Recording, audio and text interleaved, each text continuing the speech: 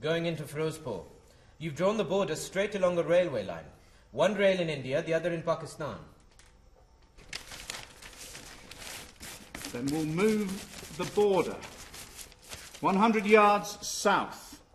My wife and I went to India 4 years ago, and we were tourists. We went around the Golden Triangle in Rajasthan and then wandered around Kerala for a couple of weeks. But I kept on meeting people who told me stories about coming from Pakistan, Hindus, and had a long conversation with a shopkeeper in Cochin. When I got back to England, I asked myself, who drew this line? And the answer was extraordinary, and the play began. We'll move the line 100 yards north of the railway. That still only puts half of Firozpur in India. But its population is a Muslim majority. We'll drive people from the land, they'll starve. Then we'll send the line round farms, ditch by ditch. I think of him as a very decent, fair man. You know, what might be called a liberal Tory. He believes in justice, he believes in doing the right thing, he believes in fairness.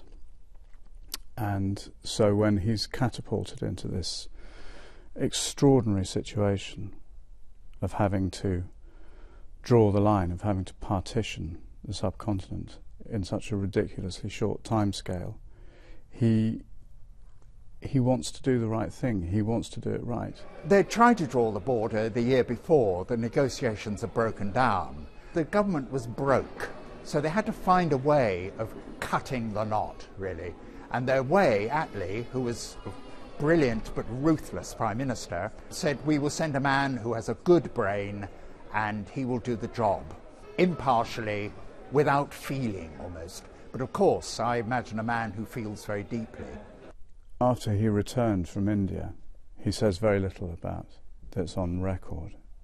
He wrote to his son that, famously, that he wanted to get out of India as quickly as possible because he felt that there would be 80 million people out to get him.